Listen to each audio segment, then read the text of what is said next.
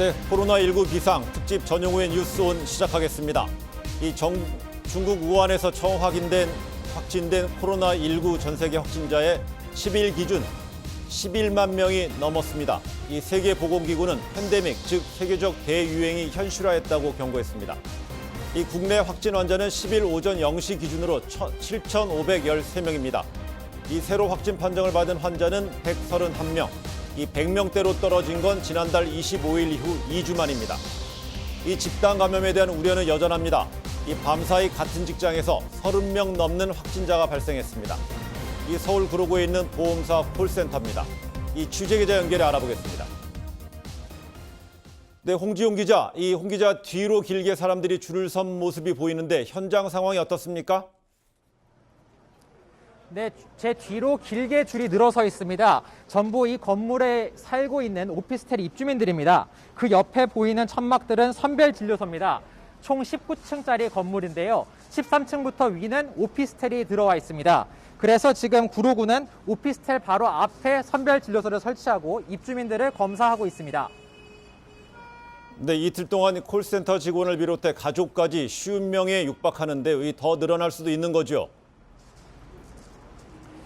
네, 그렇습니다. 지금까지 나온 확진자는 전부 이 건물에서 일하는 콜센터 직원들입니다.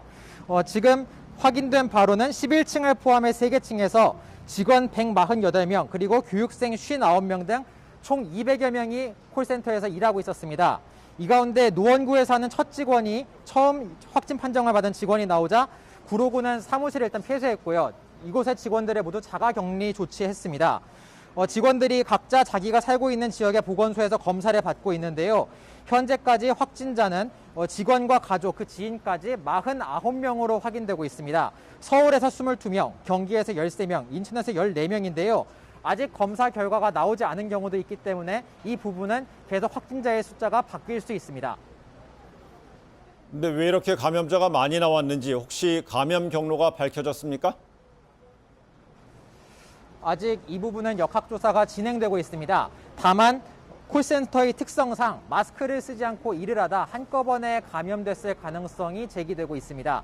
중앙사고수습본부는 브리핑에서 콜센터 업무 관계상 마스크를 쓰지 않은 것으로 확인되는데 자세한 내용은 이후 브리핑에서 발표할 수 있을 것이다 라고 전했습니다. 네, 인천에서는 콜센터 직원과 같이 밥을 먹다가 확진자로 분류된 사람이 있다고 하잖아요. 혹시 지역 감염이 시작된 겁니까? 이 부분에 대해서는 아직 확정적인 판단이 나오지는 않았습니다. 콜센터 직원이 아닌 인천 시민이 콜센터 직원과 같이 식사하다가 감염된 사례가 인천에서 한 건 나왔습니다. 인천시는 이에 대해서 접촉자의 접촉자가 한 명 나온 건 사실이다 이렇게 밝혔고요.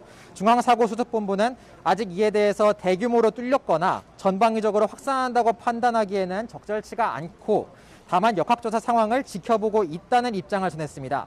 지금까지 서울 신도림동에서 JTBC 홍지용입니다.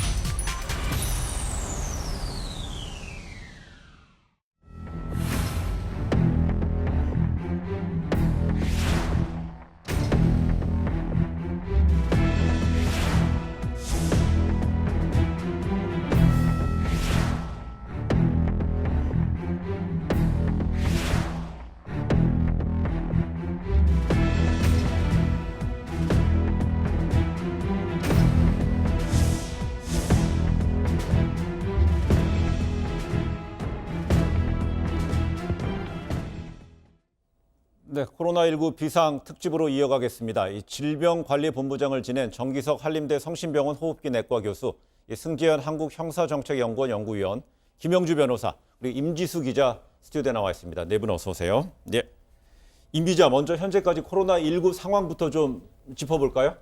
네, 중앙방역대책본부는 어제 하루 동안 코로나19 국내 확진자가 131명 늘었다고 밝혔습니다. 네. 오늘 0시 기준으로 누적 확진자 수가 7,513명입니다. 대구의 확산세가 다소 꺾이면서 확진자 증가폭도 100명대로 줄어들었는데요. 확진자 중에 사망자는 어제 사이 3명 늘어서 54명으로 확인됐습니다. 확진자 대비 사망자의 비율을 나타내는 치명률은 0.7%를 유지하고 있습니다. 지역별로 보시면요. 대구가 92명 늘어나서 5,663명으로 확진자가 가장 많고 다음으로 경북 지역입니다. 1,117명이 확진자로 나타났습니다. 대구 확진자 수 증가폭이 18일 만에 처음으로 100명대로 떨어지긴 했지만 네. 이 대구 경북 지역 확진자 수는 6,780명으로 여전히 전체 확진자 수의 90%에 달하고 있습니다. 다른 지역도 보시면 이 대구 경북 지역 다음으로 많은 확진자가 나오고 있는 서울과 경기에서 각각 11명씩 늘었습니다. 네. 확진자 수가 서울은 141명, 경기는 163명이 됐습니다. 네. 반면 부산이나 강원, 충북, 제주 등 다른 지역에서는 어제 하루 확진자가 한 명도 나오지 않아서 이 지역에서는 다소 진정세를 보였습니다. 지금까지 검사를 받은 사람은 13,300여 명이고 예. 994명의 검사 결과를 기다리고 있습니다. 근데 특히 서울 구로구의 한 콜센터에서 확진자가 무더기로 발생하지 않았습니까? 시간이 갈수록 그 직원이라든지 관계된 사람들이 늘어나고 있는 것 같죠? 네, 그렇습니다. 이 콜센터 직원과 교육생 그리고 가족과 접촉자 등까지 예. 서울에서 최소 57명을 넘어서고 있다 이렇게 예. 파악이 되고 있는데요. 이 서울 구로구의 신도림동에 있는 한 보험사 콜센터 직원 관련 사건입니다. 교육생과 또 직원들 총 합쳐서 207명이 근무를 하고 있는 사무실인데 예. 확진자 발생 이후에 자가격리와 사무실 폐쇄를 시행하고 전원에 대해서 검체 검사를 시작했습니다. 선별 진료소도 설치가 됐고요. 검체 검사를 실시할 계획입니다. 네, 승재현 의원님, 그러면 네네. 해당 콜센터 직원들이라든지 건물의 뭐 입주민들에 대해서, 그다음 또 오피스텔도 있지 않습니까? 어떻게 지금 조치가 이루어지고 있습니까? 서울시에서는 긴급 대응반을 이제 꾸려서 지역 네. 감염을 최소화시키겠다고 지금 밝히고 있는데요. 사실 지금 나온 그 결과와 같이 207명 중에 지금 19명이 확진 판단을 받았습니다. 다만 이 숫자가 아직 그 검사를 하고 난 다음 85명은 대기 중에 있기 때문에 네. 아마 이 숫자는 유동적이라고 이제 판단이 되고요. 뿐만 아니라 83명에 대해서도 지금 이제 검사 결과를 기다리고 있다 이렇게 밝히고 있습니다. 이제 서울시에서는 이 모든 어떤 콜센터에 대해서 적극적인 대응을 하고 이제 나머지 다른 콜센터에 대해서도 긴급 점검을 하겠다 이렇게 밝히고 있습니다. 그래서 지금 건물에 대해서는 전면 폐쇄를 하였고 신속한 역학 조사를 통해서 지역 감염 확산에 대해서 최소화를 시키겠다라고 밝혔습니다. 또한 네. 아까 말씀드렸다시피 집단 발생 즉각 대응반을 구성해서 지금 그 지역에 관련된 여러 가지 내용 그리고 선별 진료소를 통해서 거기에 있는 발열 체크 등을 하고 있기 때문에 네. 아마 지금 최선을 다하고 있다고 생각합니다. 그래서 조만간 이 지역 감염도 조금 이렇게 수그러들지 않을까라는 조심스러운 추측을 하고 있습니다. 어떻습니까, 교수님? 그 현재 그 안에 보면은요, 건물은 일단 폐쇄됐지만은 같은 건물을 사용하는 또 다른 직장도 있는 거고요. 또 위층 부분은 일반 주민들이 사는 또 오피스텔이란 말이죠. 지금 상황은 어떻게 좀 이해하면 될까요? 예, 그게 이제 저희가 우려했던 집단 감염의 하나로 시작되지 않을까 좀 우려가 됩니다. 네. 왜냐하면 그 건물을 보니까 상당히 여러 사람들이 사용하는 건물이에요. 네. 그래서 그 우리가 이제 비말 감염이라 그래서 비말도 있지만 손을 통해서 하는 거기 때문에 본인이 확진자가 아니다, 증상이 없다고 생각하면 손으로 많은 걸 만지고 다닙니다. 네. 그럼 그 다음 사람이 또 만지고 또 만지고 하면서 아마도 지금 이 숫자는 상당히 늘어나지 않을까 하는 네. 그런 우려가 듭니다. 특히나 이제 이런 어떤 콜센터의 특성상이요, 이 감염 경로는 아직 확인이 되지 않고 있지만 밀폐된 공간에서 이 상당한 시간 동안 통화를 하는 이 콜센터라는 업무의 특성 때문에 이 확산이 좀 가속화될 수 있다는 이제 우려가 나오는 게 지금 정 교수님이 지적한 그런 부분인가요? 네.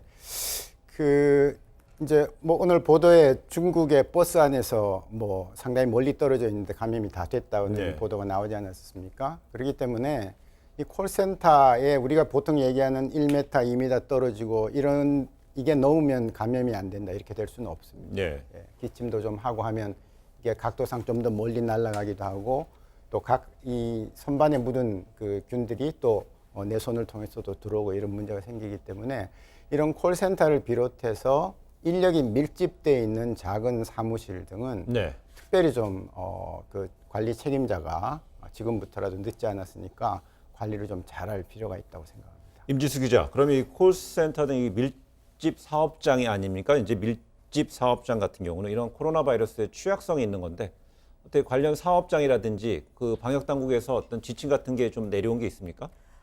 네, 일단 그 사업장, 콜센터 사업장의 특성상 다닥다닥 붙어 있고 또 마스크를 쓰지 않고 일했다고 하지 않습니까? 네. 그렇기 때문에 일단은 급한 대책으로 최대한 출근을 하지 않는 쪽으로 하고 또 재택근무로 전환하라 이런 식으로 대책이 나오곤 있는데 사실 이것에 대해서 다소 공허하다라는 지적도 있습니다. 네. 왜냐하면 이렇게 영세한 사업장일수록 그리고 지방에 있는 중소기업일수록 더더욱 그렇게 재택근무를 위한 어떤 서버 마련이라든지 원격 근무 환경이 마련하기가 비용이 참 부족합니다. 네. 그리고 한 사람이 다양한 일들을 동시에 하고 있기 때문에 대체 인력 마련도 굉장히 어려운데요. 이 같은 점 때문에 좀 구체적으로 수요를 파악해서 실질적인 대책이 필요하다 이런 지적도 나오고 있습니다. 근데 이 확진 판정을 받은 콜센터 직원들의 거주지를 보면 서울뿐만 아니라 인천, 안양, 광명 등 수도권의 여러 지역이 분포되어 있습니다. 정 교수님, 해당 지역으로 좀 확산될 가능성에 대해서 좀 우려가 되는 지점입니다. 네, 물론 예. 뭐 크다고 봅니다. 우리가 이제 제일 오랫동안 지금 제일 우려했던 것이 인구가 밀집된 수도권에서 어떤 하나의 감염 진앙지가 생기면 거기서부터 급속도로 퍼져나갈 수 있다는 건데요. 네. 지금 발생 규모를 봐야 되겠지만 여기에서 인근 도시로 출퇴근하면서 그 지역에서 또 주말에 또 어떤 모임이 있으면서 옮기고 했다면은 1차 진앙지가 이 콜센터가 되겠지만 그 다음에 주변 도시에 있는 2차 또 다른 3차의 감염원이 계속 발생할 가능성이 있단 말이죠. 네. 그래서 이거는 진짜 철저하게 해서 빨리 차단할 수 있도록 방역 당국이 잘 나설 걸로 그렇게 생각합니다. 그렇습니다. 저희가 이제 우려했던 것이 대구 경북에서 좀 주로 이제 발생을 했었지만은 수도권의 이제 지역 감염 부분에서 항상 경계했던 부분인데 이 부분에서 지금 방역 당국에서 초동 대처 부분에 있어서 긴밀한 어떤 대응이 좀 필요해 보이고요. 근데 이런가 하면은요, 충북 괴산군에서는요, 이 10여 명의 확진자가 잇따라 발생하면서 이 한 마을이 사실상 그 코호트 격리되기도 했다고 합니다. 승재현 의원님, 네. 그 내용이 좀 새로 추가되는 게 좀 있습니까? 뭐 지금 이제 사실 이제 괴산군에 있는 마을, 그러니까 우리가 흔히 말해서 오가리 마을이라고 하는데요. 네. 그 지역뿐만 아니라 그 옆에 있는 검문 마을에서도 지금 확진자가 나오고 있다는 보도가 나오고 있습니다. 그래서 사실 한 지역이 지금 코호트가 되어 있지만 나머지 지역까지 혹시 지역 감염이 있지 않을까라는 우려가 있어서 그 인근에 있는 공무원들이 한 300여 명이 전체적으로 지금 이 지역에 있는 마을 주민들에 대한 전수조사를 진행하고 있다라고 합니다.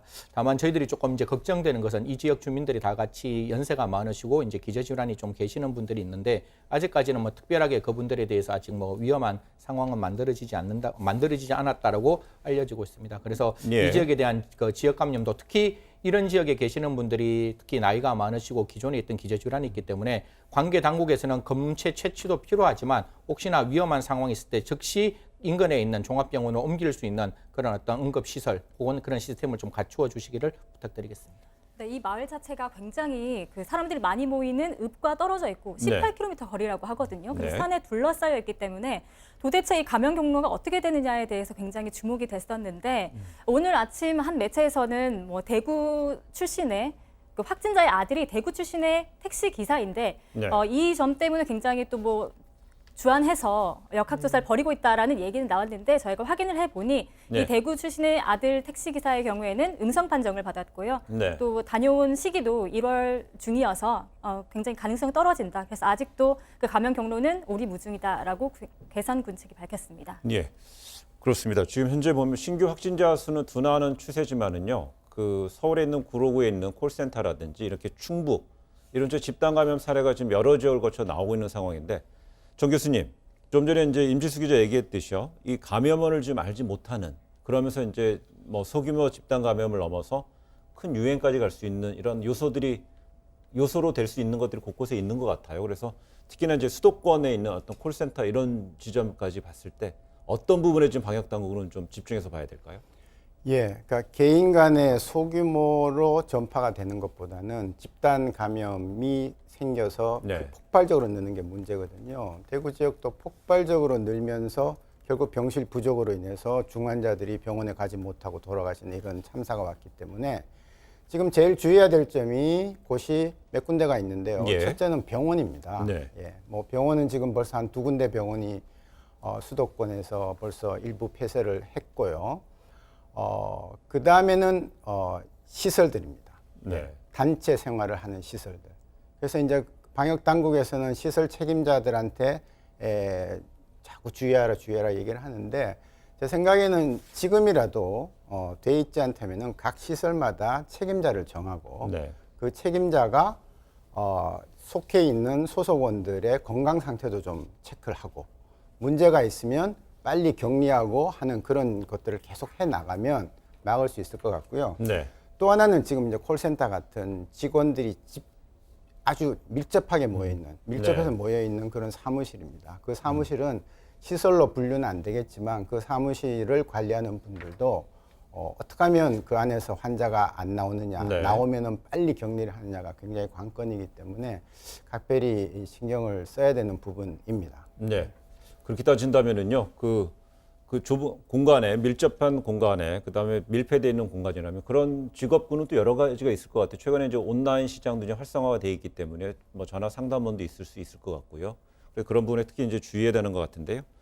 특히 이제 전국 시도지사 협의회는 이 코로나19의 확산을 막기 위해서 이 사회적 거리두기에 동참해달라는 내용의 호소문을 발표하기도 했는데요. 또 뭐 한 관공서 구내식당에는 칸막이까지 등장했다고 그러잖아요, 임지수 기자. 네, 그렇습니다.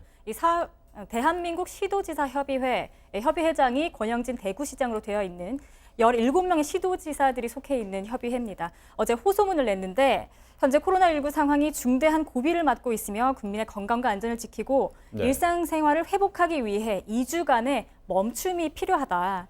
공무원들의 노력만으로는 안 되고 조기 종식을 위해서는 모든 국민들이 방역의 주체가 돼야 한다. 그래야 확실히 차단할 수 있다. 이렇게 강조를 했습니다. 그러면서 3가지 잠시 멈춤 실천 수칙을 제안했는데요. 외출을 자제하고 모임을 연기하는 등 타인과의 만남을 자제할 것, 그리고 되도록이면 SNS 소통처럼 지인과 몸은 멀리 하지만 마음은 가까이 하는 방식으로 교류를 해달라. 그리고 마스크 착용과 손 씻기 등 개인 위생에 철저히 해달라라고 당부를 했습니다. 당분간 사람들 사이의 접촉을 줄이는 것이 아무래도 코로나19 최소화를 위한 최선의 방역 대책이라고 볼 수 있겠습니다. 네.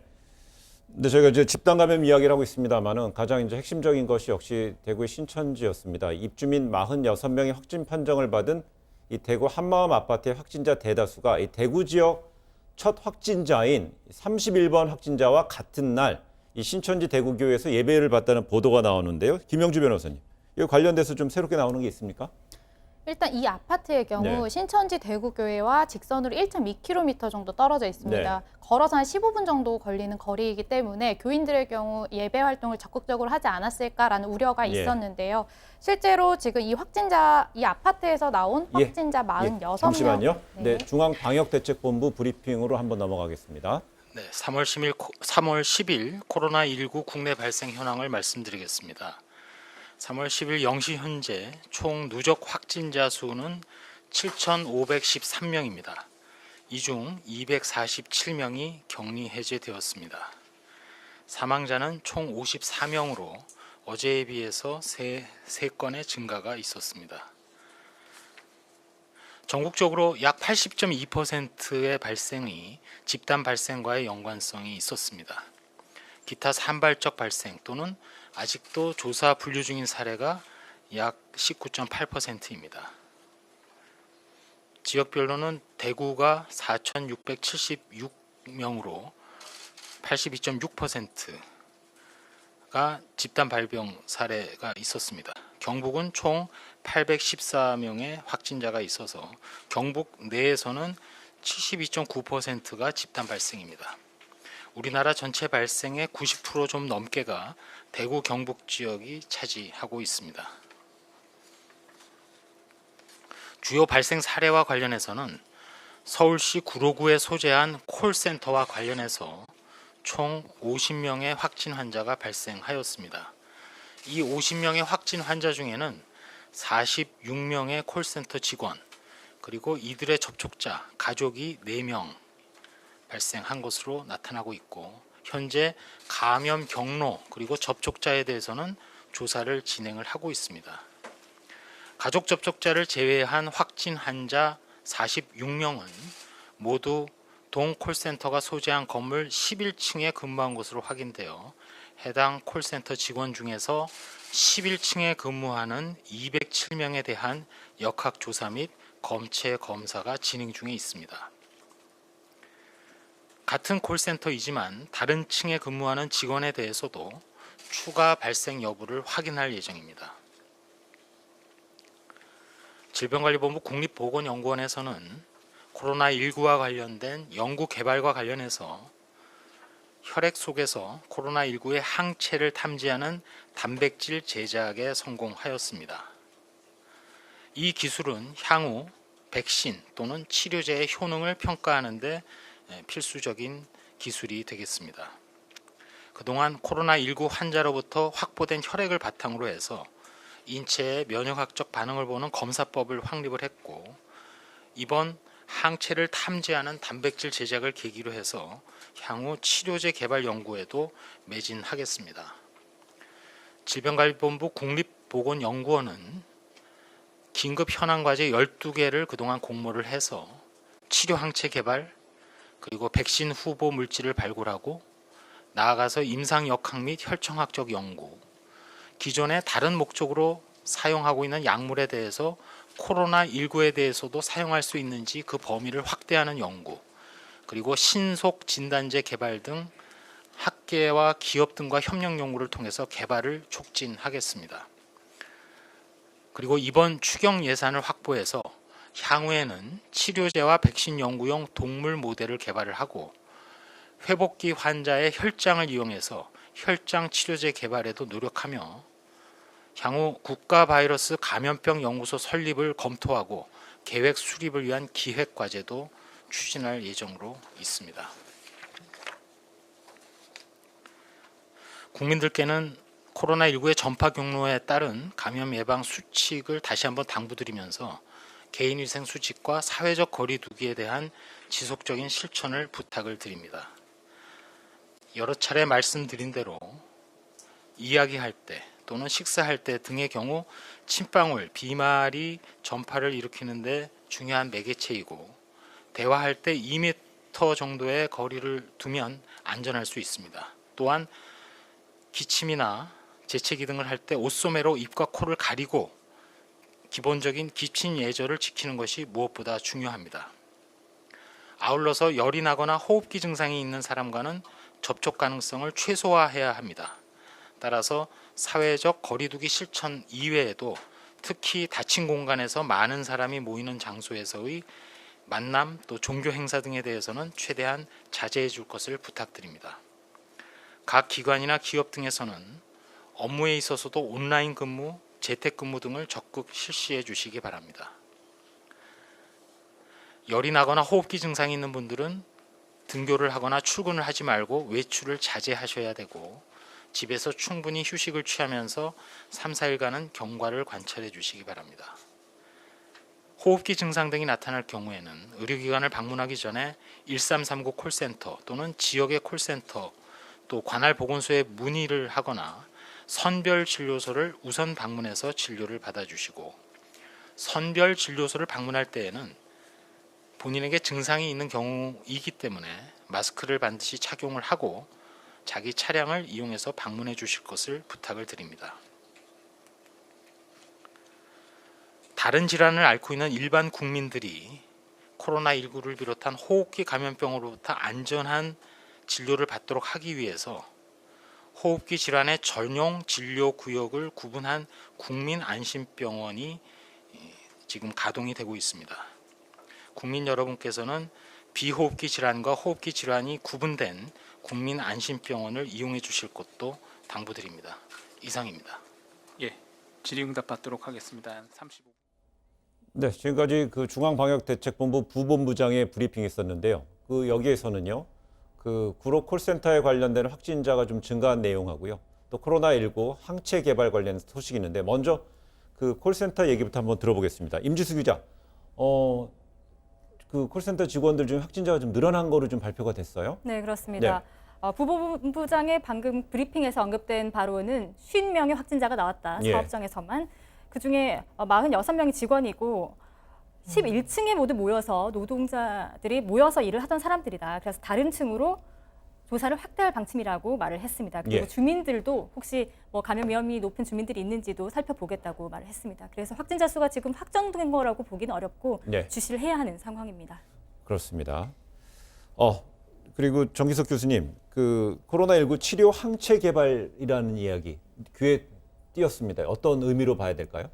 예, 이게 지금 전 세계적으로 팬데믹이 되면서 이제 전 세계의 과학자들의 각축장이 됐습니다. 네. 누가 백신을 빨리 만드냐, 치료제를 빨리 만드냐 하는 건데 오늘 질병관리본부가 발표한 것은 치료 항체를 생산할 수 있는 그런 기반을 지금 마련해 나간다는 겁니다. 네. 그 얘기는 뭔가 하면은 우리가 항체는 B셀이라는 그 임파구에서 나오는 거거든요. 네. 근데 그 항체를 만드는 그 B셀을 찾을 수 있는 단백질을 찾아냈다는 거죠. 네. 그러면 이제 그걸 통해서 항체를 자꾸 만들 수 있는 그런 과학적인 기반이 되고 항체를 많이 만들어서 환자한테 주입을 하면 그 항체가 들어온 바이러스를 잡아먹는 네. 예, 그런 식이 되기 때문에 부디 성공해서 우리가 빨리 백신이든 치료제든 어떤 거라도 무기가 하나도 없습니다. 네. 무기 하나 꼭 좀 가질 수 있기를 바랍니다. 최근에 이제 미국의 트럼프 대통령한테는요, 이 관련된 어떤 백신 의학 전문가가 항체 그 백신 치료 개발에 한 1년 정도는 걸릴 거라고 이제 이런 얘기도 있었는데요. 그러면서 다국적 의학 기업들이 지금 전면에 나서서 경쟁을 벌이고 있지 않습니까? 그런데 우리나라에서 조금 전에 지금 질병관리본부 중앙방역대책본부에서 말한 대로 한다면 치료 항체를 개발했다는 거는 우리나라의 어떤 기술로도 지금 상당히 속도 있게 주요 기업들하고도 같이 좀 속도전에 나섰다고도 볼 수 있는 건가요? 예, 저희 우리나라의 그 바이오 테크놀로지 굉장하거든요. 예. 이번에 우리 진단 키트 만드는 거 보십시오. 네. 다 준비했다가 바로 만들지 않습니까? 그래서 10몇만 명을 전 세계에 유례가 없는 그런 검사를 해왔기 때문에 이것도 마찬가지입니다. 이미 준비는 다 돼 있습니다. 그러나 누가 빨리 뛰어드느냐, 여러 가지 물질 중에서 뭘 먼저 선택하느냐 이런 차이가 있을 네. 겁니다. 그래서 저희도 많은 전문가들이 있는 질병관리본부 산하보건연구원에서 곧 좋은 성과가 나기를 기대를 합니다. 예, 그 뭐 항체 치료 항체 개발했지만은요, 섣부른 기대는 아니지만요, 우리 기술진들이 우리 방역 당국들이 열심히 한다면은요, 또 시청자 여러분들에게 좋은 소식이 전해질 거라 보고요. 저희가 브리핑 전에요, 그 신천지 관련된 이야기를 좀 나눴습니다만은 먼저 최근에 이 코로나19 사태 이후에 우리 국민들, 특히 대구 경북 시민들 지쳐가고 정신적으로 아파하고 힘들어하는 부분에 대해서 최근에 의미 있는 연구 결과가 좀 있었습니다. 그 코로나19 국민 불안 심리에 대해 여론조사를 진행한 서울대 보건대학원 교수이자 한국 헬스 커뮤니케이션 학회장인 유명순 교수와 좀 자세한 이야기 나눠보도록 하겠습니다. 유 교수님 안녕하십니까? 안녕하십니까? 예. 예, 먼저 코로나19 사태가 장기화하면서 오늘 그 방역 당국도 이 심리 방역을 강조하고 나섰지 않습니까? 코로나19로 인한 국민들의 불안 지수를 분석했죠. 예, 그렇습니다. 예. 여러 가지로 측정을 했지만 좀 의미 있다고 생각되는 두 가지 말씀드리겠습니다. 예. 하나는 사실 외부에서 낯선 위험이 닥치면 누구나 불안을 느낄 수 있죠. 그렇지만 시간이 지나면서 해결의 전망이 보이고 또 해결할 수 있다는, 우리가 위기를 돌파할 수 있다라고 하는 믿음이 강해지면 그런 불안의 마음은 조금씩 가라앉을 것입니다. 그렇다면 과연 실제는 어떨까? 이걸 알아보기 위해서 조사를 해본 결과 지난 2월 25일부터 28일까지 전국의 1,000명을 대상으로 조사를 해봤더니 응답자의 85.1% 정도는 오히려 이전보다 불안이 커졌다라는 대답을 한 것입니다. 두 번째로 사람들은 그 낯선 위협이 나타나는 것 자체도 그렇지만 그것으로 인해서 자기가 평상시에 해오던 일상이 멈춘 느낌을 받게 되면 동요하고 불안하게 되어 있습니다. 네. 그래서 0점을 완전한 일상의 정지, 100점을 그대로의 일상이라고 놓고 물어봤을 때 네. 50점 이하가 이제 일상 정지 쪽으로 가는 거죠. 그 응답이 10 중에 6명 정도가 해당했던 겁니다. 그래서 이 두 가지를 모아볼 때 지금 우리 국민들께서는 일상이 정지돼서 그 느껴지게 되는 불안과 걱정과 두려움, 그리고 사태가 이제 조사 시점일 때는 한 달 지났을 때였는데요. 네. 그 당시에 이제 노력하고 있고 잘 되리라 믿기는 하지만 그럼에도 불구하고 불안하다라고 하는 마음이 상당한 것으로 볼 수 있다라고 저희들은 결론을 내렸습니다. 네, 유 교수님 그러면은요, 이 코로나19 확진자가 가장 많이 발생한 대구 경북 지역의 불안 심리는 어느 수준으로 좀 조사가 됐습니까? 저는 이 지점은 지금부터도 그렇고 이제 예. 앞으로도 계속해서 주의를 기울여야 된다고 생각하는데요. 네. 일단 측정을 위해서 지난 한 달 동안 울분감을 일으킬 수도 있는 스트레스의 경험을 조사했습니다. 모두 7개의 문항을 썼고요. 그런데 전체 7개 문항에서 응답자들 중에 대구 경북 지역의 응답이 가장 높았습니다. 예. 모든 문항에서요.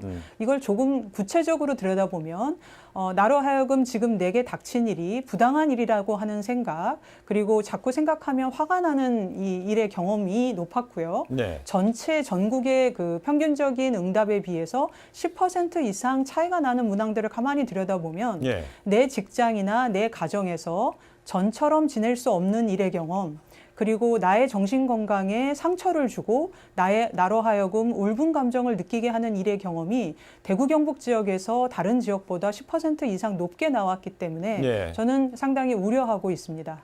예, 유 교수님. 그러면요. 유 교수께서는 심리 방역 대책의 하나로 이 지역 맞춤형 심리 방역을 주장했지 않습니까? 그럼 그것도 결국 심리 방역도 직장과 가정에서 겪는 어떤 심리적인 해체 이런 부분에 좀 집중이 되고 있는 건가요? 예, 그렇습니다. 지금 이제 많은 정신과 이제 심리 전문가들께서 마음의 방역, 심리의 방역을 말씀하시는데 이번 자리를 빌어서 한번 말씀을 드리면 예. 바이러스가 일으키는 감염을 차단하기 위한 노력을 우리가 역학적 방역이라고 한다면 지나친 정보 혹은 우리들에게 공포를 유발하는 정보 감염을 막고 또 이런 불안의 심리나 공포의 심리를 막아주는 정서의 이 방역, 이 두 가지를 합친 것이 마음의 방역이나 심리의 방역이라고 말할 수 있는데 예. 이게 나 홀로 되는 게 아니라는 겁니다.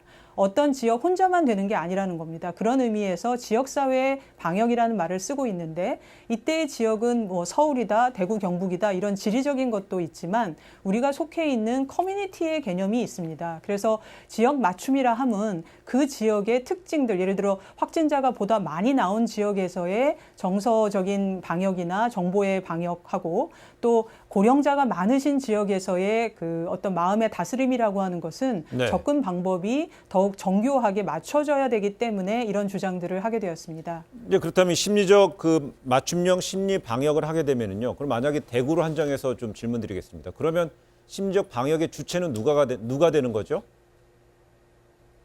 모두죠. 사실 저희들의 마음에서 일어나는 감정이라고 하는 것은 저라는 사람이 받아들이는 정보, 내가 겪는 일이 일단 1차적으로 있지만 예. 그런 것들이 일으키는 1차적인 반응 이외에 내가 겪은 일을 우리 미디어가 언론이 어떻게 다루는지, 그리고 내 주변 사람들은 이 내 문제를 어떻게 다루는지, 또 우리 정부는 이 문제에 대해서 어느 정도의 책임성과 어떤 정도의 대책을 내놓는지가 일으키는 2차적인 정서 반응이라는 것이 있습니다.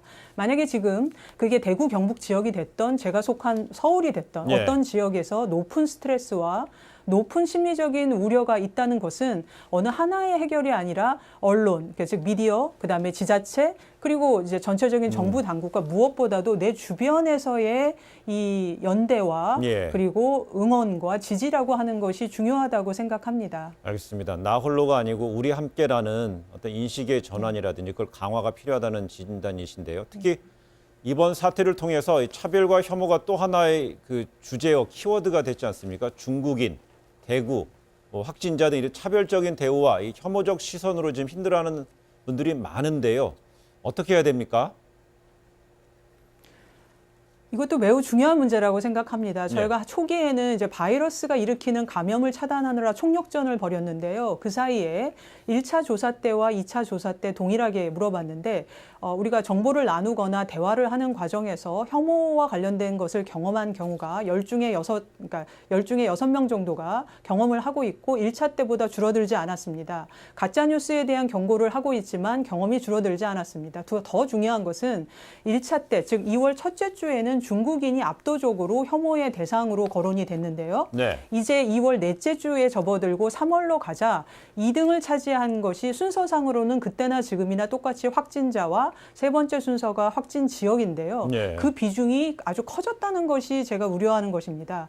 그런데 아시다시피 왜 우리가 혐오에 주의를 기울여야 하냐면 혐오가 많아지면 감염병 대응에서 확진자 숫자는 줄어들지 몰라도 그것으로 인해서 우리가 믿고 서로를 도와줄 수 있는 여력, 우리 네. 마음의 여지라고 하는 그런 신뢰 자본을 고갈시킵니다. 예. 우물이 마르면 필요한 사람들이 물을 먹을 수 없기 때문에 혐오 표현에 대해서 우리가 지금 혐오도 있지만 낙인도 굉장히 중요합니다. 이렇게 어떤 이름을 붙이고 특정하게 표현하는 이런 행동들과 그리고 그런 우리의 의사소통에 대해서 한번 되돌아보고 어떻게 하는 것이 좋을지에 대해서 아주 전문가와 함께 논의할 시점이라고 생각합니다. 네, 알겠습니다. 유 교수님, 마지막으로 한번 질문 더 드리겠습니다. 이 사태가 어느 시점에는 다소 진정이 되겠죠. 그럼에도 후유증이라든지 이 트라우마가 오래 갈 수밖에 없을 것 같아요. 지금 유 교수님의 진단을 들어보면은요. 그럼 정부라든지 그 지자체라든지 지역 커뮤니티에서는 어떤 대책이 필요하다고 보십니까?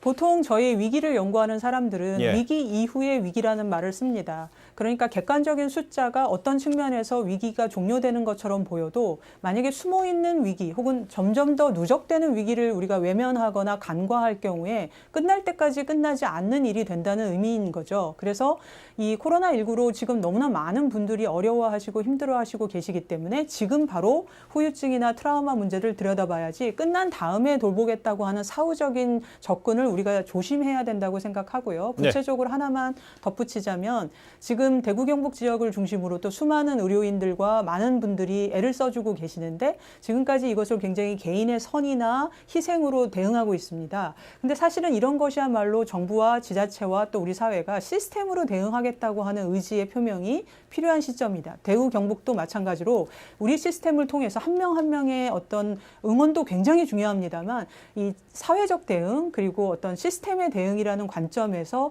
다가설 때 후유증도 조금이나마 줄이고 트라우마도 조금이나마 믿음을 가지고 줄여나갈 수 있지 않을까 생각합니다. 네, 오늘 말씀 여기까지 듣겠습니다. 고맙습니다. 예, 감사합니다. 네, 지금까지 유명순 서울대 보건대학원 교수와 이야기 좀 나눠봤습니다. 앞서 저희가 이야기했던 김영주 변호사님, 그 한마음 아파트의 확진자가 그 31번 확진자와 같은 날, 같은 예배 대구교에서 봤다는 내용 하다가 얘기가 좀 중단됐었죠. 그렇습니다. 이 아파트는 거주시설로는 처음으로 집단으로 자가격리에 들어갔습니다. 이 아파트는 그 신천지 대구교회와 걸어서 15분 정도 거리에 있는 곳이고 실제로 교인들의 비중도 굉장히 높은 곳이었습니다. 네. 지금 확진자 46명 중에 82.6%에 해당하는 38명이 이 31번 확진자와 지난 9일, 16일 열린 예배를 함께 봤다라는 것이 알려지면서 또 여기에서 이로 인해서 확진자가 늘어났다라는 이야기가 계속해서 나오고 있는 그런 상황인데요. 이분들이 아파트로 돌아가서 다시 거주하고 있는 교인들하고 교류도 했을 것이고 네. 그 밖에 이제 다른 거주민들하고도 교류를 했을 것이어서 2차 감염이 또 어느 정도 발생을 했는지는 격리 등을 통해서 좀 더 지켜봐야 할 것으로 보입니다. 네, 이런가 하면 또 신천지 대구교회의 내부 구조가 언론 보도를 통해서 공개가 됐는데요. 집단 감염에 좀 취약하다는 해석도 좀 나오는 것 같습니다. 네, 뭐 국민들께서 많이 보셨지만 네. 그 신천지 예배 장소가 하나의 어떤 빌딩 건물이었습니다. 그래서 네. 지상 1층부터 이제 10층까지 있는 건물인데요. 아마 그 언론의 취재 결과에 따르면 주일날, 그러니까 일요일이죠. 일요일날 4번의 예배를 드린다고 합니다. 8시 정오, 그다음에 4시, 7시 예배를 드리는데요. 네. 특히 정오 예배는 한 3,500명 정도가 예배를 드리는데 한 곳에서 예배를 드릴 수 없기 때문에 지하 1층, 4층, 5층이 아마 주 예배실로 보이는데요. 5층, 6층, 8층에 각각 나누어서 예배를 드렸다고 합니다. 그럼 다들 아시겠지만 여기에 뭐 대형 엘리베이터가 있는 것도 아니고 그다음에 뭐 엘리베이터가 많은 것도 아니기 때문에 2개의 엘리베이터를 통해서 그 사람들이 나가고 돌아와야 되고 그다음에 좁은 그 2개의 계단을 통해서 사람들이 왔다 갔다 하는 그런 구조가 만들어져 있다고 합니다. 그렇게 바라본다면 충분히 지나가면서 오가면서 충분히 비말 감염이 가능하지 않았을까라는 추측을 하게 되는 것이고요. 또 하나 보통 이제 교회 시설, 사실 신천지를 교회라고 말할 수 있는지는 잘 모르겠지만 신천지 종교에 있는 그 내용들을 바라보면 단순히 예배 장소만 있는 것이 아니라 네. 거기에 침묵, 사교, 행정 업무를 담당하는 여러 가지 장소가 있다라고 합니다. 그래서 카페형 휴게실뿐만 아니라 편의점, 그리고 지금은 사용되지 않았지만 체육시설 등이 있었기 때문에 단순히 예배에 그치는 것이 아니라 예배 이후에 중간에 남는 시간에 이 많은 사람들이 같이 침묵을 도모했다는 여러 가지 정황을 바라본다면 충분히 집단 감염이 될 수 있는 밀실 접촉이 이루어졌다. 그래서 네. 전염에 좀 취약한 구조였다는 것은 피할 수 없다라고 생각합니다. 네, 그러면 대구시가 한마음 아파트 입주민을 대상으로 해서 종교 조사를 해왔는데, 근데 신천지 신도들이 뭐 자신의 종교를 뭐 밝히지 않았다는 보도도 있는데 이건 무슨 내용이죠? 사실 신천지 종교에서 저희들이 가장 두려워했고 가장 좀 이렇게 저희들이 의아하게 생각했던 게 밀행성과 은밀성이었습니다. 네. 지금 여기 있는 그 아파트가 대구시에 관련된 아파트였기 때문에 종합복지회관 운영조례 시행 규칙에 따르면 입주자 관리 카드를 만들게 되어 있었습니다. 네. 그런데 입주자 관리 카드에 보면 그 사람의 성명, 생년월일, 사실 종교를 적는欄이 있었는데요. 이 종교 적는欄에 신천지라는 그 특정 종교를 이야기를 하는 것이 아니라 무교 혹은 기독교라고 이야기를 함으로써 신천지 집단 거주 시설이라는 게 표시가 나지 않도록 만들었다. 이런 어떤 의문점이 지금 제기되고 있습니다. 네. 또 이런 소식도 들어왔습니다. 대구에서 이 미래통합당 예비후보의 선거대책본부장이 코로나19로 사망하는 일이 발생했다고 그러죠. 김영주 변호사. 네, 고인은 사실 예. 지난 7일에 기침과 발열로 북구 보건소에 가서 네. 진단을 받았습니다. 그런데 음성 판정이 나왔는데요. 이틀 만에 갑자기 심정지로 병원에 이송이 되었고 다시 지금 CT 촬영이나 이런 것들을 했는데 폐가 심각하게 손상이 되어 있다는 이런 진단이 나왔습니다. 그리고 같은 날 사망을 했고 다시 진단을 해본 결과 양성 판정이 나왔다라고 하는데요. 네. 좀 개인적으로 우려스러운 부분이 이렇게 이틀 만에 판정이 바뀌었다라는 부분에 있어서 국민들이 느껴지는 불안감이 좀 커지지 않을까 하는 우려도 있습니다. 기존에 네. 명성교회 부목사 역시 중간에 이제 진단이 바뀌었던 그런 사례가 있었죠. 뿐만 아니라 이분이 그 전에 이제 선거대책 본부장으로 활동을 하셨던 만큼 접촉자 수나 여부에 있어서도 우려가 계속되고 있는 상황인데 다행스럽게도 지금 지난달 19일부터 비대면으로 선거운동을 진행을 해왔다라고 네. 합니다. 선거운동과 관련한 분들은 진단검사를 기다리고 있는 그런 상황인데요. 고인의 소식으로 인해서 좀 많은 분들의 우려나 이런 걱정이 계속될 것으로 보입니다. 근데 그동안 선거운동은 그 직접 얼굴을 마주하지 않고 비대면으로 해왔지만 또 뭐 이곳 저곳에는 아무래도 뭐 면대면 접촉도 있을 수 있기 때문에 선거운동에서 상당히 제약이 따르는 것은 어쩔 수 없는 현실인 것 같고요. 이 서울시가 어제 신천지 법인 사무실에 대한 현장 실태 조사를 벌였습니다. 그런데 임지수 기자, 빈손으로 돌아왔다 이렇게 얘기합니다. 이게 무슨 이야기입니까? 네, 어제 서울시가 이 신천지 사단법인의 운영 실태를 좀 확인하기 예. 위해서 현장 조사를 나갔습니다. 그런데 가보니까 이 서울시 사당동의 한 사무실을 가봤는데 아무런 자료가 없었다라는 건데요. 네. 어제 현장 조사는 두 가지 목적이 있었습니다. 먼저 신천지 법인이 종교 관련 비영리 법인 관련 법에 따라서 의무적으로 비치해야 하는 자료들을 비치해 뒀는지를 확인하고 두 번째로 있다면 그 내용을 확인해서 입수를 하는 것들이었는데요. 어제 신천지 법인이 그 이후에 그런 자료들이 있으면 확보하려고 했는데 빈손이 됐다는 겁니다. 사실상 빈손으로 돌아왔다라는 표현이 조금 적절하지 않은 이유는 네. 이미 그런 의무 자료들을 비치하지 않은 것 자체가 불법 행위이기 때문에 법인 취소 사유의 하나로 고려될 수가 있습니다. 그래서 그런 점들을 확인한 것이고 네. 앞으로 13일에 또 청문 절차에 돌입할 방침입니다. 네, 저희는 지금 그 국내적으로 봤을 때는요, 그 집단 감염 우려, 그 뇌관이 아직도 여전히 있다는 부분을 짚어주고 있는데 또 이런가 하면은요, 그 외국의 사례를 좀 보게 되면은요, 그 유럽과 중동, 이 미주 지역이 뒤늦게 확산하는 추세입니다. 우선 이탈리아에서는 코로나19 누적 확진자 수가 사실상 10,000명에 다다랐고요. 이런 상황이기 때문에 또 뭐 이탈리아 전국에 대해서 이동 제한령이 내려졌다고 그래요. 그동안에는 북부 지역에만 뭐 한 1,600만 명이 대상이었는데 전체로 좀 퍼졌다는 거죠.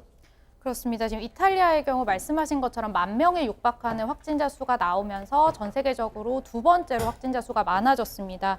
그리고 지금 세계보건기구에서는 확진자 수 대비 사망률이 약 3.4%로 발표를 했는데 이탈리아의 경우에는 지금 5%입니다. 네. 그렇다라고 하면은 확진자 수 대비 사망률이 가장 높다라고 보여지는 상황인데요. 이 이유로 지금 꼽히고 있는 것이 65세 이상 고령 인구의 비중이 23%로 세계적으로 두 번째로 높습니다. 그렇다 보니까 지금 사망률도 굉장히 높은 것이 아닌가 그런 상황이고요. 말씀하신 것처럼 기존에는 북부 지역에 확진자들이 많아서 그쪽에만 봉쇄라는 표현은 좀 그렇지만 어쨌든 이동을 제한하는 그런 령이 떨어져 있었습니다. 그런데 이게 전국적으로 확산이 되는 추세가 있었고 그리고 불안감을 느낀 주민들이 남부 지역으로 탈출을 하는 사례가 있었습니다. 뿐만 아니라 지금 교도소 내에서 교정시설 내에서 가족들의 면회를 금지하고 또 일일 외출을 제한하고 이렇다 보니까 지금 수감자들이 폭동을 일으켰고요. 이 과정에서 6명이 사망하고 굉장히 많은 사람이 다쳤다라고 합니다. 그로 인해서 지금 전국으로 이동 제한령을 내린 것으로 보여지는 그런 상황입니다. 네, 실제 이탈리아 북부 지역에서 미리 1,600만 명에 대해 봉쇄했을 때는요, 그 지역민들이 이탈리아의 남쪽으로 미리 좀 움직였었고요. 또 그 이탈리아 전체가 봉쇄가 되다 보니까 이동이 제한이 되다 보니까는 위쪽에 있는 옆쪽에 있는 프랑스나 독일로도 이동이 되면서 그거와 어떤 별개로 프랑스와 독일에서도 이제 확진자가 계속 나오고 있는 상황인데요. 이런 상황에서 코로나19의 세계적 대유행에 대해서 세계보건기구가 이 팬데믹, 즉 세계적 유행이 본격화했다 이런 식의 이야기 그동안 언급을 자제했었는데요. WHO가 처음으로 그 가능성을 우리 시간으로 10일 이야기했습니다. 사실 WHO가 이 부분에 대해 굉장히 이렇게 억제하는 표현을 많이 써가 왔는데요. 지금 같은 경우에는 사실 팬데믹이라고 이야기를 하는 것이 WHO 이외에 나머지 각 국가들에서 이게 팬데믹이 가능한 거 아니냐라는 이야기를 했습니다. 사실 WHO에서 가장 중요하게 생각했던 것 중에 하나는 억제라는 정책뿐만 아니라 완화라는 정책 두 가지를 같이 병행했어야 되는 것이고 어떤 나라가 100개국 그리고 10만 명이 나왔는 사람의 양이 중요한 것이 아니라 그것이 어떻게 방향성을 가지고 확진되느냐가 더 중요하다. 이렇게 해서 팬데믹에 대해서 조금 나름대로 좀 약간 소극적인 모습을 보였는데요. 예. 사실 그 부분에 대해서 이제 WHO도 더 이상 미룰 수 없는 입장이었습니다. CNN에서는 어떻게 팬데믹을 정의를 했는가 하면요. 첫 번째 질환이나 사망을 유발할 수 있는 바이러스가 있느냐. 두 번째, 이 바이러스가 지속적으로 사람 간에 전염이 되었느냐. 그리고 이 바이러스가 전 세계적으로 확대되고 있느냐. 세 가지를 팬데믹의 정의로 삼고 이 세 개의 정의에 해당한다면 지금 팬데믹이라고 말하는 것이 필요하지 않느냐. 그래서 CNN에서는 오늘로부터 팬데믹이라는 이야기를 하겠다라고 이야기를 했고 WHO도 이 부분에 대해서 예의주시하고 있는 것으로 보입니다. 네. 네, 우리 보건당국은 당분간 코로나19의 전 세계적인 확산이 이어질 것으로 보고 이 해외로부터의 추가 유입 억제 조치를 병행한다는 계획을 밝혔습니다. 정규석 교수님, 구체적으로 어떤 대책들이 지금 우리 보건당국에서는 대구, 경북 등 집단 감염 확산되는 걸 막기도 하고 또 이제는 또 해외에서 또 확산이 되다 보니까 해외에서 유입되는 것도 또 막아야 되고 양쪽 두 개를 다 해야 돼요. 어떤 대책이 지금 해외 유입 차단으로 필요합니까? 지금 우리가 할 수 있는 것은 질병관리본부에서 할 수 있는 것은 그렇게 많지 않습니다. 아쉽게도. 왜냐하면 이 바이러스를 가진 사람들이 들어올 때 증상을 다 갖고 들어오는 게 아니거든요. 무증상으로 들어오는 경우에는 우리가 알 수 있는 방법이 없습니다. 다만 유증상자인 경우에는 철저히 가려서 확인하는 과정이 필요하고요. 무증상자든 유증상자든 감염이 많은 나라에서 들어오는 경우에는 우리가 건강상태 질문서란 걸 작성하게 해서 그걸 토대로 해가지고 좀 방역에 더 힘을 쓸 수 있는 방법이 있긴 합니다. 아마 그런 쪽으로 갈 거라고 예상합니다. 네, 코로나19가 전 세계로 확산하는 가운데 코로나19와 또 날씨와의 상관관계 또 그 확산 전망을 놓고 이 학계에서는 갑론을박이 벌어지고 있습니다.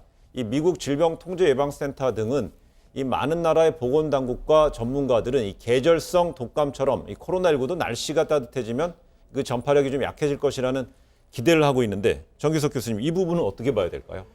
예, 저도 초기에는 상당히 기대를 했습니다. 왜냐하면 저희같이 이제 호흡기 질환을 보는 사람들은 여름에 제일 할 일이 없습니다. 왜냐하면 호흡기 질환이 1년 내내 가는 질환도 있지만 많은 질환들이 감염성 질환이기 때문에 여름철이 되면 폐렴도 없어지고 물론 감기, 독감은 물론 없어지죠. 그래서 기대할 수 있습니다. 기대할 수는 있는데 문제는 지금 전파의 속도가 감염의 그 기세가 너무너무 센 것이죠. 그래서 계절을 뛰어넘을 수 있고 남반구는 우리 여름이 겨울이에요. 그러면 남반구에 있는 나라들에서 북반구에 있는 국가들로 전파하는 것은 어떻게 하겠냐는 거죠. 그래서 그런 상황들을 생각해 보면 여름이라고 그렇게 만만치는 않을 거다 이렇게 생각합니다. 알겠습니다. 네, 그럼 잠시 보도국 연결해서 코로나19 관련한 국내 상황을 좀 살펴보겠습니다. 확진자는 하루 새 131명이 늘었습니다. 취재계 연결해 보겠습니다. 박현주 기자, 최근 확진자 증가세가 좀 주춤하고 있는 것으로 오늘까지도 좀 이어졌죠? 네, 최근 사흘 동안의 확진자 증가세가 둔화하고 있습니다. 하루 동안의 신규 확진자는 지난 8일 367명, 지난 9일 248명으로 점점 감소했습니다. 오늘은 131명이 추가돼 100명대로 떨어졌습니다. 오늘 신규 확진자는 지역별로 대구 92명, 서울 11명, 경기 11명, 경북 10명 등입니다. 사망자는 3명이 늘어 총 54명이며 완치된 확진자는 81명이 추가돼 총 247명입니다. 네. 이 대구 지역의 추가 확진자 수는 100명 이하로 떨어졌군요. 네, 대구 지역 확진자 수는 92명이 늘어 신규 확진자가 두 자릿수대로 떨어졌습니다. 대구 지역 신규 확진자는 지난달 29일 하루 만에 741명이 늘어 정점을 찍었습니다. 추가 확진자 규모가 줄어드는 건 신천지 대구교회 신도에 대한 검사가 마무리에 접어들었기 때문으로 보이는데요. 대구시가 명단을 확보한 신도 1,458명 가운데 99% 정도가 진단검사를 받은 것으로 전해졌습니다.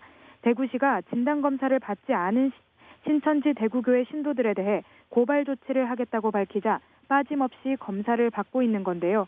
지난 9일까지 진단검사를 받도록 행정명령이 떨어진 관리 대상자 50명 중 44명도 검사를 받았다고 대구시는 밝혔습니다.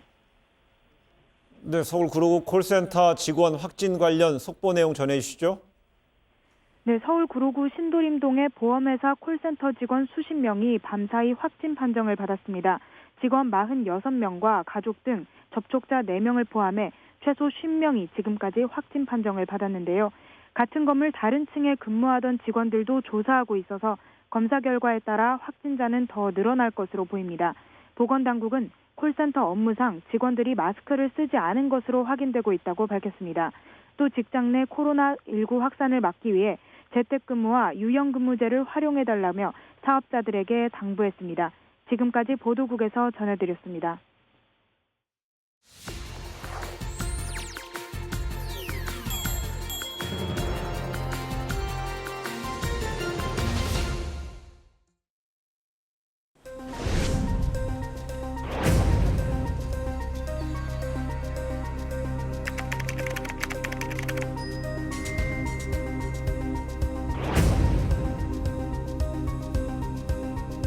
가짜가 일부 섞여야지 열이 나는데 몽땅 말도 안 되는 기사가 나오니까 저는 인일여고 나왔는데 숙명여고 뭐 동기 뭐 선후배 관계라 그러고 가짜 뉴스가 10%는 맞고 90%는 틀려야지 선배라는데 저는 이 공천이 막천이라고 규정을 했습니다. 경쟁자 천혜기와 김용호 위원장의 사감이 겹쳐 저를 궁지에 몰아넣는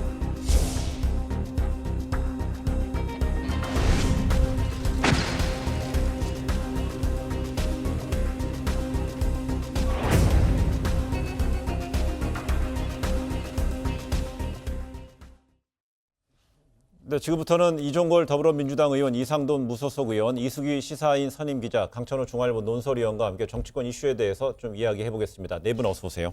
안녕하세요. 네, 앞서 그 일부 공적 마스크 유통 업체에게 독점적 특혜를 줬다는 의혹이 제기됐었죠.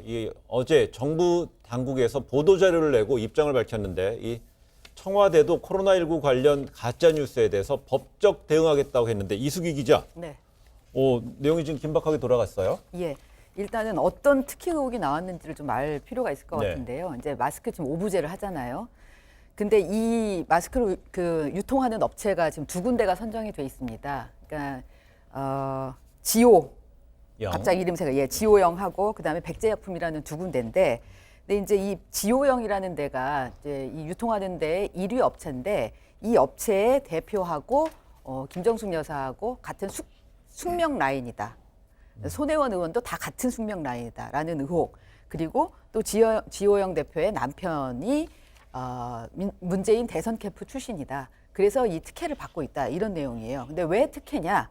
그러면은 이제 마스크가 그 조달청에서 하나에 900원씩 구입을 해서 이 유통업체가 약국에다 파는 거는 이제 1,100원 정도인데, 그러면은 100원에서 200원 정도의 마진이 남는다는 겁니다. 근데 이제 하루에 56만 장이 최소 유통되기 때문에 그러면은 5억 6천에서 이제 만약에 200원이 마진이 남으면은 11억 2천까지 하루에 그 마진이 남기 때문에 그러면 이걸 몰아주는 거는 결국 특혜 아니냐라는 거죠. 이종걸 의원님, 이런 그 뉴스가 왜 또 이런 의혹이 제기가 됐을 거라고 배경은 어떻게 이해하셨어요?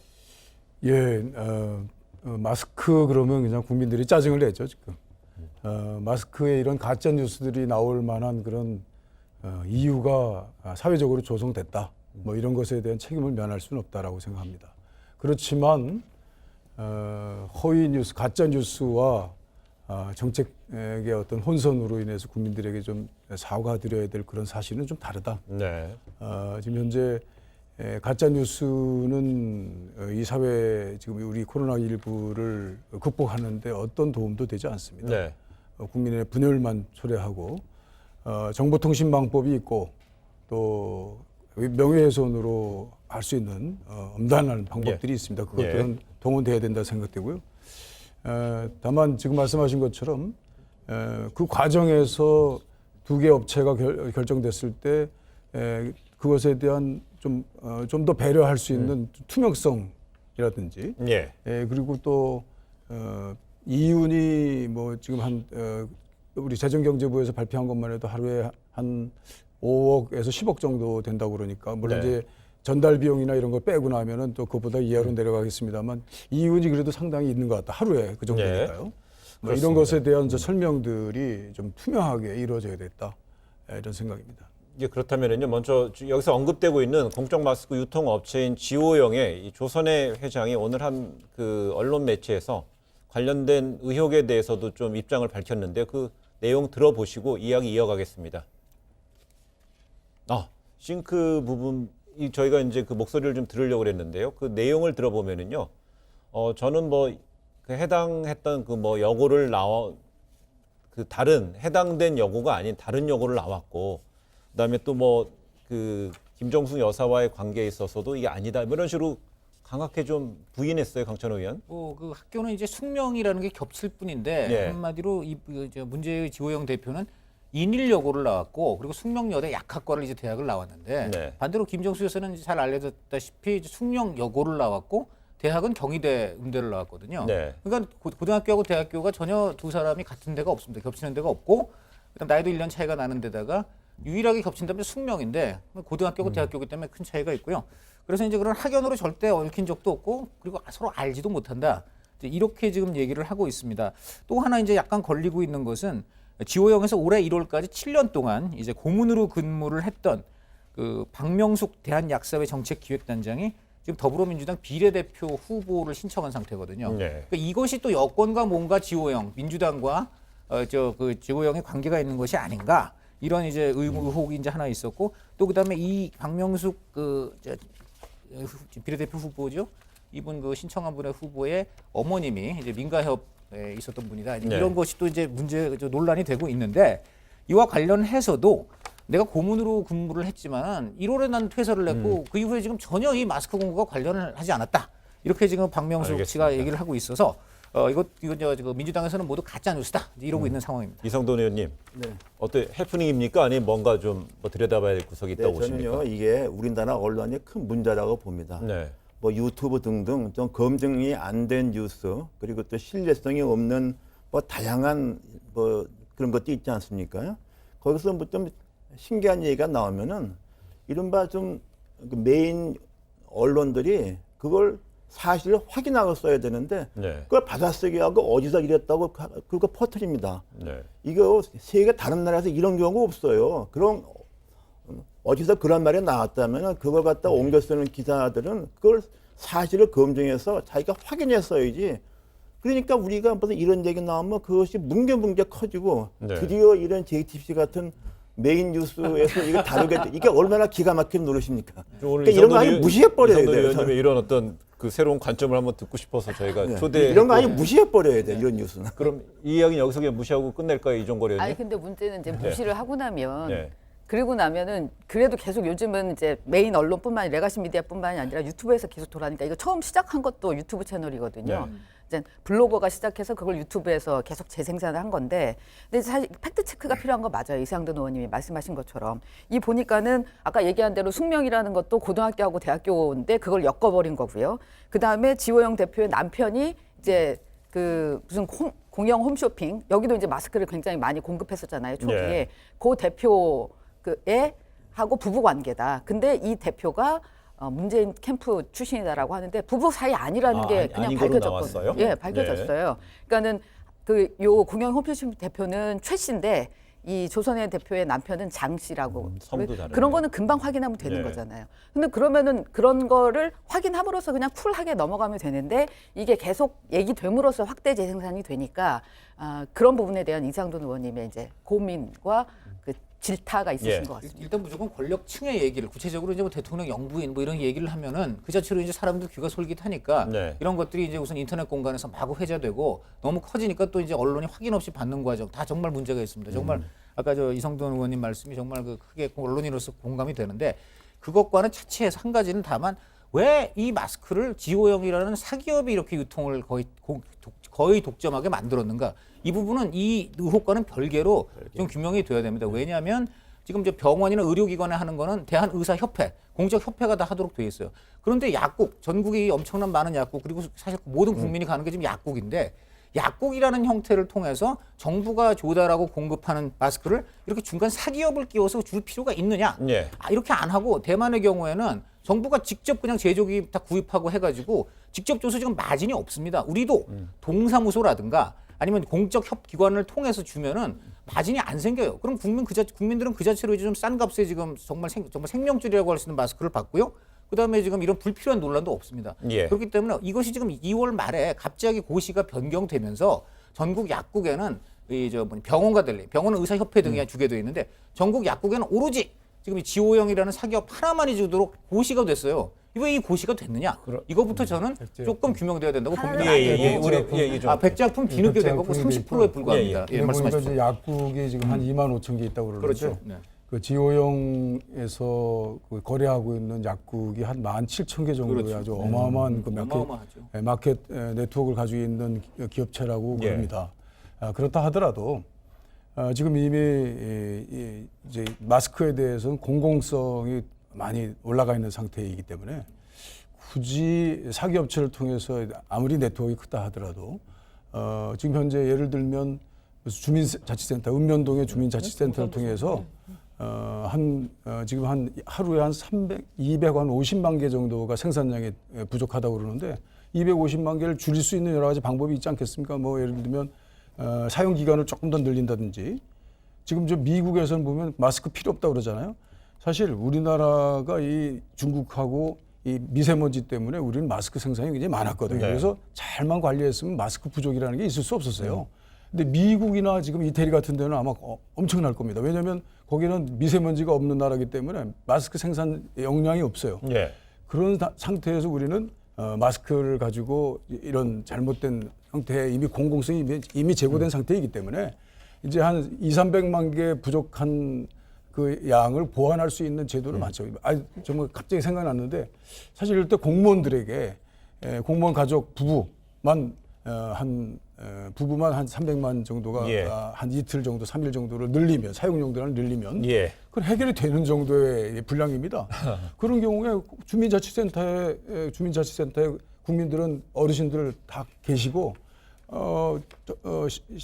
자치단체라든지 정부에서 한 100만 정도의 알바 뭐 공공 그 부조를 받아가지고 그 국민들한테 서비스하면 지금 그 기본소득 재난 기본소득 얘기도 나오는데 그거 한 달 내내 해봐야 한 1조도 안 됩니다.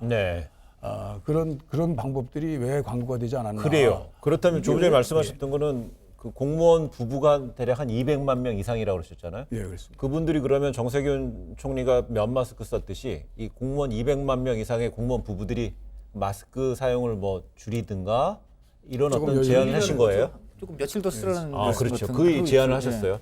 근데 조금 전에 약국 이야기 나오니까 약국에서라는 게 그동안에 보니까 DUR 시스템이라는 게 있었잖아요.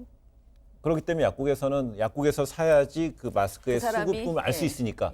그래서 약국에 어떤 공급처가 있는 지오영을 거론했다는 지적에서 어떻게 봅니까?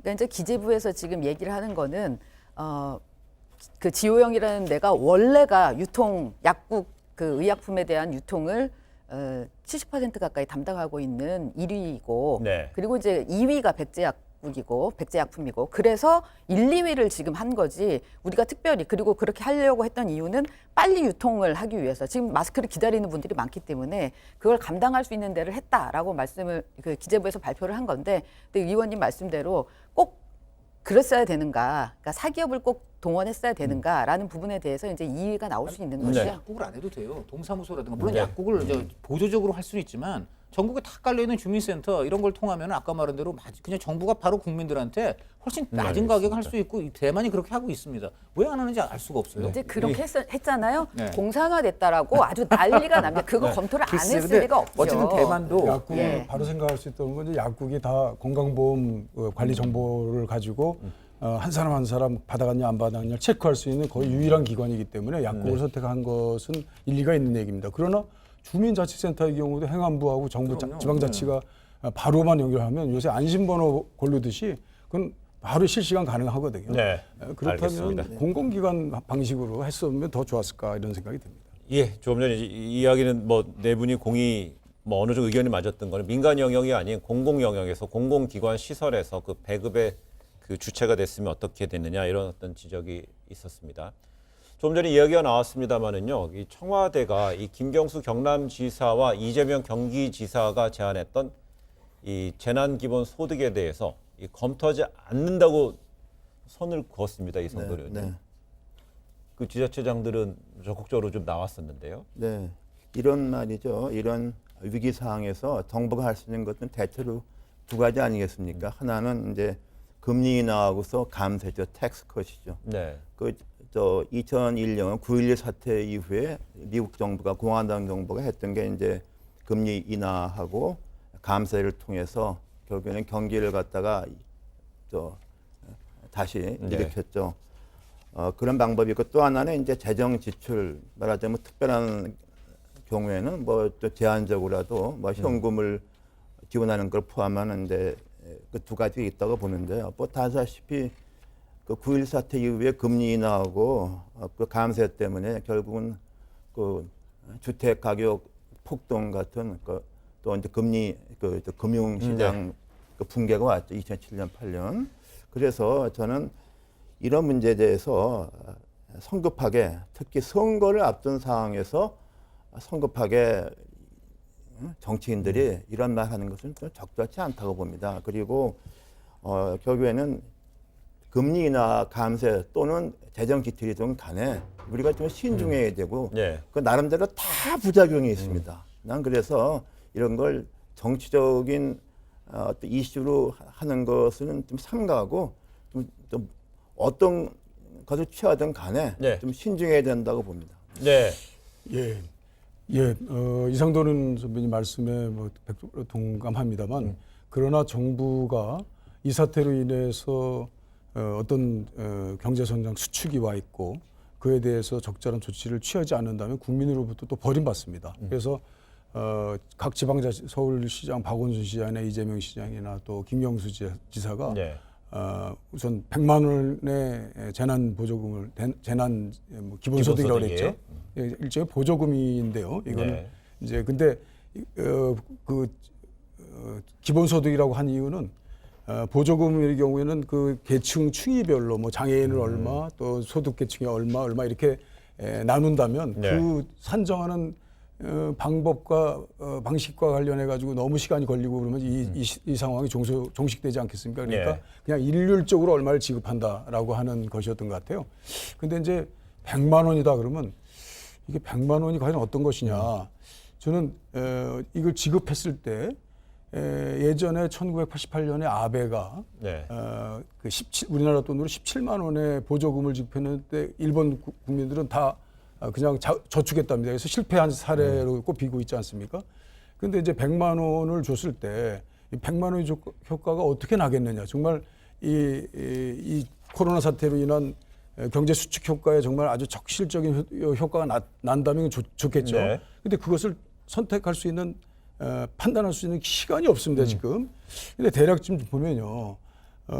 대략 우리가 GNP가 한 1,600조 정도 됩니다. 그중에 이번 사태로 인해서 경제 수축 효과가 한 1% 정도 난다고 그래요. 1%면 16조 아닙니까? 16조 정도의 어떻든 간에 그 경제적인 어떤 보조 그 어떤 재생 자금이 투여돼야 된다는 것이죠. 그럴 때 무슨 이미 우리는 추경으로 11조를 지금 심사하고 있어요. 예. 그럼 남은 금액은 한 5조밖에 안 됩니다. 근데 100조를 하게 되면 50조를 쓰는 거거든요. 100원씩 하게 되면 50조요.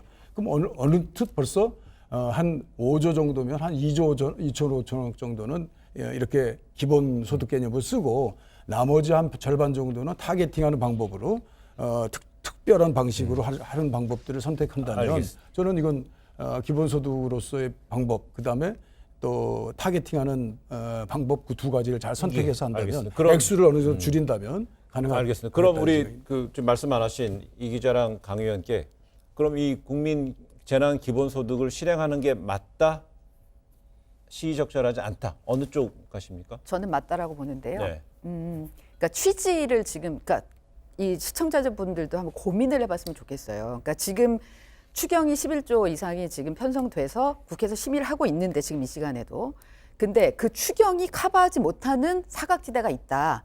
이를테면 지금 이번 코로나 사태로 인해서 갑자기 일자리가 떨어진 그 공연 예술인이나 그다음에 대리기사나 알바생들이나 이 기본급 실업급여나 이런 걸로 해결이 안 되는 그런 사각지대가 생겼는데 이 사람들이 당장 먹고 살 길이 막연하고 그리고 경제에 있어서 완전히 이렇게 탈락할 절벽에 서 있는 상황이 되면 이 사람들을 위해서 당장 우리가 구제할 수 있는 방안들을 강구해야 되는 거 아니냐라는 거거든요. 그래서 이제 박원순 시장은 오늘 60만 원을 얘기를 했고 그리고 이제 뭐 김경수 지사는 100만 원을 얘기했고 심상정 정의당 대표는 대구 경북 지역만 일단 우선적으로 100만 원을 하자 이렇게 해서 다양한 의견이 나오는데 그게 다 이제 취지는 비슷한 것 같아요. 알겠습니다. 그래서 우선순위와 액수 이런 부분들은 좀 다르더라도 기본적으로 지금 사각지대에 있는 부분들을 구제할 수 있는 방안은 고민해야 되는 거 아니냐라는 생각은 듭니다. 뜻이야 참 좋은 말씀인데 현실적으로 굉장히 좀 어렵고 또 실효도 그렇게 크지 않을 거다. 당장 100만 원 들여갖고 당장 이번 달은 뭐가 막을 수 있겠죠. 아마 다음 달까지 아껴서 좀 쓸 수 있을지 모릅니다만은 그 다음 달은 어떻게 할 겁니까? 저는 이런 그 단기적이고 딱 손에 쥐는 순간 사실 조금만 있으면 사라질 수밖에 없는 100만 원의 돈을 단기적으로 쥐는 것은 그 장기적 실효성도 떨어지고 무엇보다 지금 현실적 공급이 어렵습니다. 이거 지금 우선 국회 총괄도 논란이 되겠지만은 당장 모든 지금 세입이 다 예산에 투입돼 있고 심지어 그 추경을 하면서 국채까지 추가 발행해서 지금 국채 규모가 70조 원에 달한다고 하는데요. 이것이 추가로 또 51조 원 가까이 드는 돈이 국채로밖에 지금 오늘 기재부 관계자 직접 물어봤습니다. 국채밖에 방법이 없대요. 근데 그 경우에 이것이 또 국제사회나 우리 시장에 또 주게 되는 여러 가지 안 좋은 신호까지 감안을 한다면은 저는 이것보다는 아까 지금 벌써 강훈식 민주당 수석 대변인이 얘기했어요.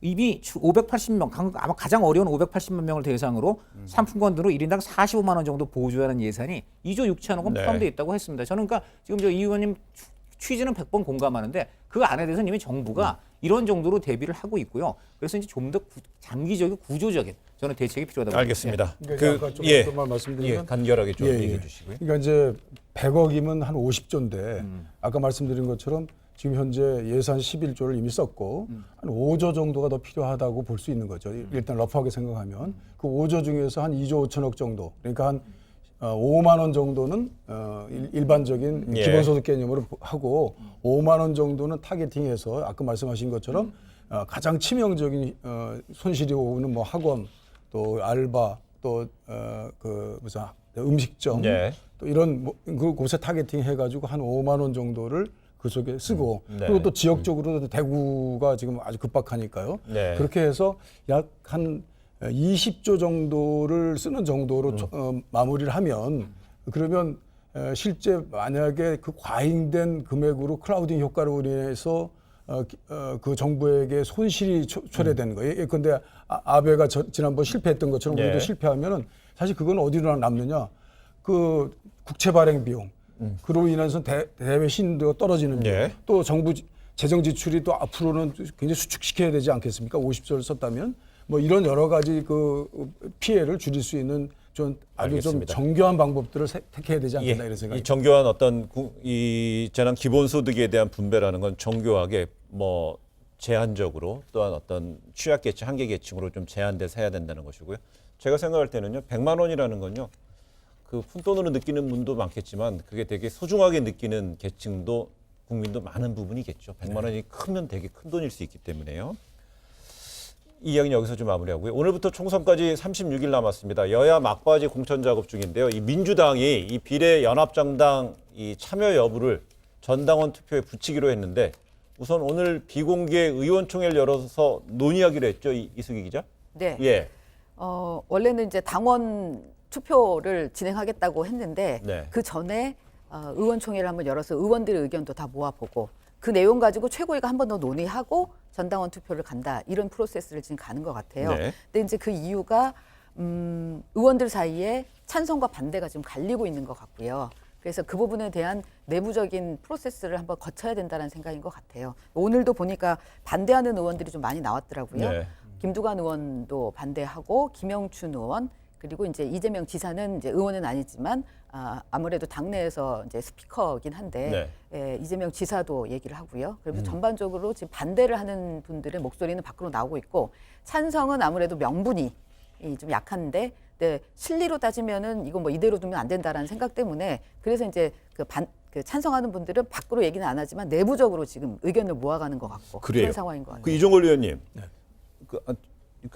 지금 뭐 주로 뭐 일각의 보도에 의하면 확인 안 됐습니다만은 뭐 민주연구원이 어느 정도 아이디어를 냈고요. 또 이런 어떤 비례연합 정당 띄워야 되는 것에 대해서는 제1당이 21대 국회에서 지금 현재 뭐 통합당한테 넘어가게 됐을 때는 그 탄핵이 우려된다는 어떤 이런 이야기도 나오고 있습니다. 현실적으로 그 당내 어떤 여론은 어떻습니까? 네, 오늘 4시에 이제 의총을 통해서 최고위원이 이런 결정한 것들을 다시 한번 이제 검토하고 그리고 전당원 투표로 할 것이냐 말 것이냐까지 결정한다고 그럽니다. 그래서 저도 참여를 하려고 그러는데요. 우선 제가 볼 때는 전당원 투표를 하게 되면 거의 뭐 70-80% 다 찬성할 것입니다. 그래요? 예. 그리고 지금 현재 속마음은 말씀 못 드리지만 뭐 이걸 결정하는 단위에서는 해야 된다, 갈 수밖에 없다라고 하는 이제 선택에 서 있는 것 같습니다. 제가 한 5년 전에 원내대표 할 때 문재인 대표 당시 문재인 대표와 같이 이 연동형 가지고 17번 회의를 한 적이 있어요. 그때 당시엔 새누리당이었던 것 같은데요. 그때 저는 이 위성정당 다 생각했습니다. 그리고 또 독일이 이제 많이 케이스를 축적하고 있는데 독일은 지금 미넨당이라고 그래가지고 자매정당이라고 뭐가 하는데요. 그런 게 아주 성공적으로 잘 안착이 돼 있어요. 사실 위성정당이라고 하면요. 저는 충분히 예상할 수 있는 것이었고 대비가 돼 있어야 된다. 근데 대비는 사실 우리나라 정치 지형이요. 아주 강고한 양당 제도였는데 그 양당 제도를 지키겠다고 하는 지금 이제 미래통합당 이 경우에는 그걸 어떤 제도로도 법률 하나 고친다고 해서 바꿀 수가 없습니다. 네, 그러니까 우선 저는 위성정당과 지금 현재 추진하고 있는 시민을 위하여 등 각 그 시민사회 진보 그룹들에서 추진하고 있는 것은 어찌 보면 4년 전부터 준비하고 있던 것이다. 그러면 제가 좀 질문드렸던 것처럼 그 일각에서 나온 민주당 일각에 나오는 것처럼 일당을 그 통합당 미래통합당한테 넘겨줬을 때 일석을 놓쳤을 때 탄핵에 대한 우려를 얘기하는 거는 어떻게 그거는 이제 보는 거죠? 결과적인 것이고요. 물론 지금 현재 만약에 위성정당이 그대로 선거에 참여하고 지금 현재 체제에서 민주당과 다른 그대로 가게 된다면 아마 미래통합당에게 한 20에서 25석을 뺏기고 민주당은 뭐 대6석 맥시멈 된다고 본다면 그러면 이제 어찌 보면 정말 일당을 뺏기는 거는 그건 아주 가능한 얘기고 잘못하면 과반수 정당까지 만들어지지 않겠나 그런 정도의 우려가 나오는 건 사실입니다. 그러나 이것은 실제 우리가 강고한 양당 제도 그리고 대통령제 하에 있었던 우리의 정치 문화를 법 하나 가지고 바로 바꿀 수 없는 것이고 이런 비례정당이라고 하는 여러 그 시행착오와 시도 끝에 다당제 국가로 가는 하나의 방법이다, 길이다. 이렇게 생각합니다. 연말 전체 근데 연동형 비례대표제 때문에 우리 국민들이 귀에 너무 많이 들었었는데 갑자기 이제 민주당도 이런다 그러니까 질문을 드려보는 겁니다. 민주당이 역대급 바보짓을 한 겁니다. 선거는 현실이고 정치는 현실이지 껄렁껄렁한 책 한 권 보고서 이렇게 따라가는 게 아니에요. 그리고 대통령제하고 정당 명부제, 다당제제 기본적으로 안 맞습니다. 불가능한 걸 갖다가 문재인 대통령 선거구향으로 하고 그 허망된 걸 갖다가 그냥 좋은 명분, 아름답게 포장된데 우우 따라갔던 것이고 민주당 의원들은 속으로는 알게 되니까 이거 뭐가 잘못돼 갖고 하지만은 말하자면 민주당이 현재 과반수가 안 되잖아요. 말하자면 정의당한테 끌려가지 않습니까? 그러니까 큰 당이 강고한 철학을 가진 소수 아주 작은 정당한테 끌려가는 모습이 계속 보이잖아요. 난 그게 도대체 집권 세력이라고 할 수 있는가 난 그 의심스럽고 그냥 기본적으로 비례민주주의라고 얘기해서 뭐 국민 말하자면 투표한 그 정당 투표제로 국회 의석을 반영한다는 건 완전히 허망한 겁니다. 그 헛된 걸 갖다가 대공당인 이렇게 민주당이 거길 따라가고 지금 와서는 이게 뭐 일당은커녕 이제 과반수를 잃어버리겠다. 제가 보기에는 민주당이 비례민주당 안 만들군요. 열석 잃어버리고 지금 말씀하신 대로 뭐 이게 잘못한 건지 잘한 건지 보기에 따라 관점에 따르지만은 뭐 과반수를 넘겨줄 수도 있어요. 난 그래서 이게 기본적으로 나좀 이거 누가 하자고 그랬어요. 자업자득이잖아. 근데 과반 의석을 그러니까 넘기는 것뿐만이 제 얘기는 아니라 뭐냐 그러면 좀 훌륭한 전략가를 둬라. 공부 많이 하는 사람 그리고 이론 허망된 이론이 아니라 축적된 경험에 대한 근거한 지식을 가진 사람의 그 정당이고 정권에 참여된다고 봅니다. 의원님이 그래서 지난번 민주당 때 왜 민주당 비상대책위원장으로도 거론이 되셨지 않습니까? 예. 제가 그런 게 있으면 절대로 안 받죠. 근데 지금 예. 그 민주당에서 이 걱정을 하는 이유는 그거 같아요. 그러니까 일당을 넘길 수 있다라는 건 거의 지금대로 가면 상수고 아까 과반을 넘길 수 있다라는 부분도 있고요. 그다음에 미래한국당이 독자적인 원내교섭단체를 구성할 경우에 민주당이 미래통합당과 미래한국당이라는 두 원내교섭단체와 협상을 하게 되면 그러면 다음번 국회는 완벽하게 넘어간다는 거죠. 그런 상황이 되면은 다음번 국정 운영하기가 너무 어려워진다라는 생각에서 명분을 저버리고라도 이게 지금 실리를 찾아야 되는 거 아닌가를 고민을 하는 것 같고요.